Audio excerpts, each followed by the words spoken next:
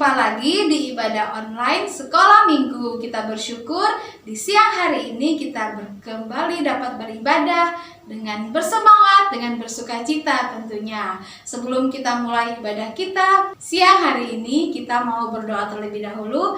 Nanti Cinta yang pimpin doa. Teman-teman, mari kita berdoa. Tuhan Yesus, sebentar kami akan memulai ibadah ini. Engkau berkati dari awal, pertengahan hingga akhir. Terima kasih ya Tuhan. Haleluya. Amin.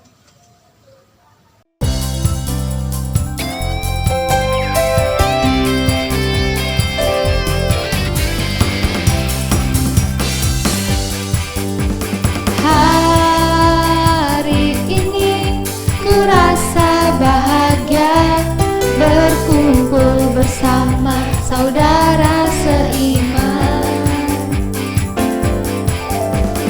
Tuhan Yesus telah satukan kita tanpa memandang di antara kita. Hari ini ku rasa bahagia berkumpul bersama saudara seiman. Tuhan Yesus telah satukan kita tanpa memandang di antara kita. Bergandengan tangan dalam kasih, dalam satu hati, berjalan dalam terang kasih Tuhan. Kau sahabatku, kau saudaraku, tiada yang dapat memisahkan kita. Oh, oh, kau sahabatku, kau saudaraku, tiada yang dapat memisahkan kita. Kau sahabatku, kau saudaraku, tiada yang dapat memisahkan kita. Oh, kau sahabatku, kau saudaraku, tiada yang dapat memisahkan kita. Tiada yang dapat memisahkan kita. Tiada yang dapat memisahkan kita.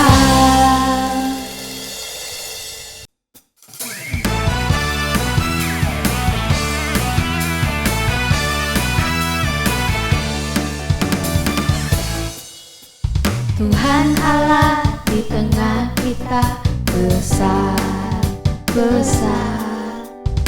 Dia senangkan dan girakan dengan sukacita. Dia mengasihi dan bersuka karena kita. Tuhan Allah di tengah kita besar, besar, besar.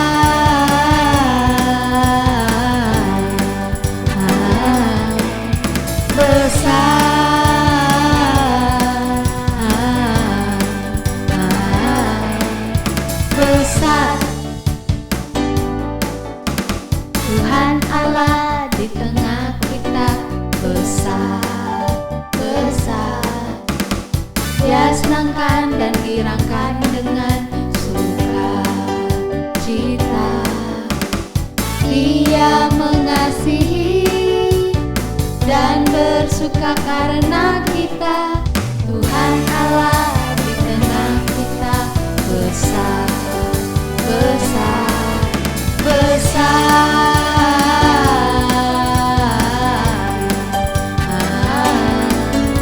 Besar,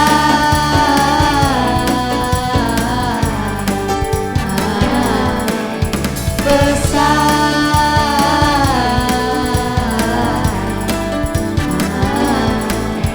besar.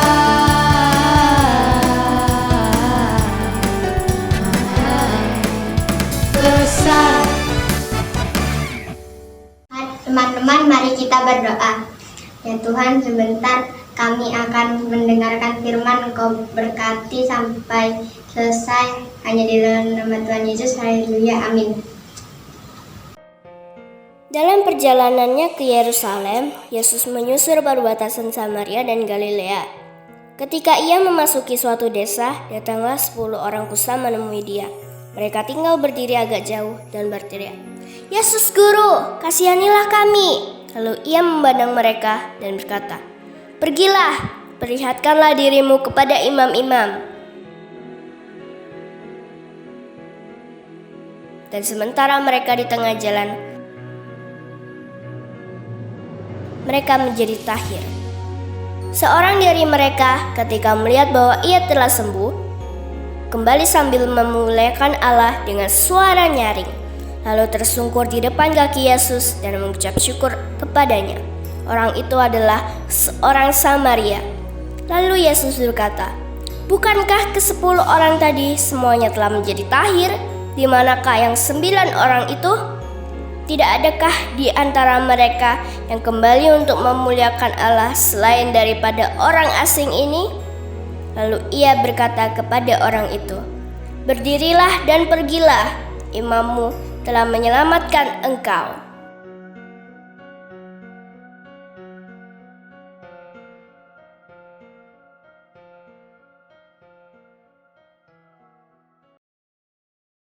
Shalom adik-adik. Nah, sudah ditonton tadi kisahnya?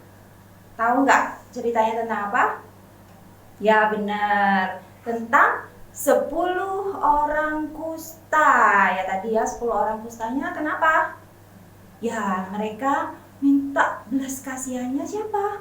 Tuhan Yesus. Nah Tuhan Yesus memberikan apa? Kesembuhan buat mereka. Tapi ternyata yang kembali pada Yesus berapa orang? Cuma 1. Padahal tadi ada berapa? 10. Nah, yang kembali untuk berterima kasih pada Tuhan Yesus cuma 1. No. Nah, ceritanya begini. Waktu itu Tuhan Yesus ini sedang berjalan menyusuri perbatasan Samaria dan Galilea. Nah, di sini ya, perbatasan Samaria dan Galilea. Ketika ia memasuki suatu desa, datang 10 orang kusta. Di situ dikatakan menemui Yesus, tapi nggak mau deket-deket, nggak mau langsung datang mendekat Yesus. Kenapa? Ya takut kan, mereka sakit kusta ya, takut menulari gitu ya. Memang nggak boleh deket-deket. Seperti apa sih kira-kira keadaan orang kusta zaman itu ya? Apakah mereka hidup dengan layak? Apakah mereka hidup dengan baik, tercukupi? Coba kita baca ya di Imamat 13 ayat 45 sampai 46. Di situ dikatakan orang yang sakit kusta harus berpakaian yang cabi-cabi. Cabi-cabi itu kayak robek-robek gitu ya adik-adik ya. Terus rambutnya terurai dan lagi ia harus menutupi mukanya sambil berseru-seru, "Najis, najis." Selama ia kena penyakit itu, ia tetap najis. Memang ia najis. Ia harus tinggal terasing di luar perkemahan. Itulah tempat kediamannya. Nah, orang Israel zaman itu sama waktu zamannya Yesus ya. Orang kusta itu diasingkan di luar pemukiman orang, warga desa gitu ya adik-adik, supaya nggak menulari orang yang lain, karena penyakit kusta ini menular ya adik-adik ya. Nah, orang kusta itu kalau diasingkan terus nggak boleh tinggal sama orang lain, kira-kira kalau mereka makan dapat dari mana ya? Nggak bisa kerja, jadi nggak dapat uang, nggak bisa beli makanan. Nah, jadi mereka hidupnya apa? Bergantung pada belas kasihan orang-orang. Nah, waktu itulah Yesus lewat. Jadi mereka juga minta belas kasihan pada Tuhan Yesus. "Kasihanilah kami." Nah, Yesus adalah seorang yang penuh kasih. dia melihat apa yang dibutuhkan oleh 10 orang kusta ini. Orang kusta ini paling butuh kesembuhan. Nah, karena itulah Tuhan Yesus akan memberikan kepada 10 orang kusta ini kesembuhan. Tapi jawab Yesus bukan jadi sembuh ya. Tadi masih ingat tadi apa yang kita baca? Tuhan Yesus jawabnya apa? Pergilah, perlihatkanlah dirimu kepada imam-imam. Loh, kok aneh? Kok disuruh malah pergi ke imam-imam ya? Kenapa ya? Kita baca lagi di Imamat 13 ayat 9. Nah, di situ dikatakan, apabila seseorang kena kusta, ia harus dibawa kepada imam. Nah, jadi Tuhan Yesus ini mengikuti firman Tuhan yang tertulis di imamat sini. Jadi kalau ada orang kusta harus dibawa kepada imam-imam. Kenapa? Karena imam-imam ini yang menentukan orang ini sudah sembuh apa enggak, orang ini tahir dilihat gitu ya. Nah, 10 orang kusta ini pergi mereka, menurut apa yang dikatakan Tuhan Yesus, mereka menghadap kepada imam-imam gitu. Jadi mereka 10 orang ini pergi menghadap imam. Nah, di tengah jalan mereka sembuh, kustanya sembuh. Nah, dari 10 itu yang sadar kalau yang menyembuhkan mereka itu Tuhan Yesus apa? Satu orang tadi ya, orang Samaria dikatakan. Orang Samaria ini dia kembali menghadap Tuhan Yesus, tapi dari mungkin kalau tante bayangin gini ya, dari jauh aja, wah haleluya, haleluya, aku sembuh, terima kasih Tuhan. Mungkin gitu ya, dia datang dengan penuh sukacita. Karena apa? Dia disembuhkan dari penyakit kusta yang membuatnya menderita, yang selama ini membuatnya terasing, jauh dari orang-orang yang dia sayangi mungkin ya, jauh dari keluarganya ya. Juga dia membuat dia tidak bisa hidup dengan layak gitu ya. Dia mungkin penuh dengan luapan sukacita gitu ya, kegembiraan yang penuh gitu ya. Jadi dia mungkin berlari gitu ya, haleluya, sambil memuliakan Tuhan, haleluya, aku sudah sembuh, terima kasih Tuhan, mungkin gitu ya. Dia begitu menghadap Tuhan Yesus, dia langsung berterima kasih kepada Tuhan Yesus, menunjukkan bahwa dia telah menerima kasih yang begitu besar dari Tuhan Yesus, yaitu kesembuhan dari Tuhan Yesus ya. Tapi yang 9 tadi, kenapa ya kok tidak kembali kepada Tuhan Yesus ya? Apakah mereka tidak tahu kalau yang menyembuhkan mereka Tuhan Yesus ya? Padahal tadi awal ceritanya mereka minta belas kasihan kepada siapa? Kepada Tuhan Yesus. Mereka yang minta belas kasihan, Tuhan Yesus kasihanilah kami. Mereka minta belas kasihan pada Tuhan Yesus. Tapi waktu mereka sudah sembuh, mereka seakan-akan tidak sadar atau tidak tahu bahwa Tuhan Yesuslah yang menyembuhkan mereka. Atau mungkin mereka mikirnya gini, kita kan disuruh pergi menghadap imam-imam, ayo wes kita ke imam-imam aja. Untuk apa? Untuk kalau kita dinyatakan sembuh, berarti kan mereka harus mempersembahkan apa? Korban, sebagai tanda bahwa mereka sembuh. Nanti imam-imam itu yang mengatur semuanya gitu. Nah, terus Tuhan Yesus bilang apa waktu melihat kok cuma 1 orang ini? Tuhan Yesus tadi bilang apa? Kan yang sembuh ada 10. Kenapa yang kembali kok cuma 1? Terus kemana yang 9? Tuhan Yesus bilang gitu ya. Itulah, tapi orang Samaria ini justru memperlihatkan rasa terima kasih, rasa syukurnya karena kasih yang sudah dia terima dari Tuhan Yesus. Dia mengekspresikannya dan dia datang kepada Tuhan dengan begitu meluapnya rasa sukacita dan syukurnya seperti itu.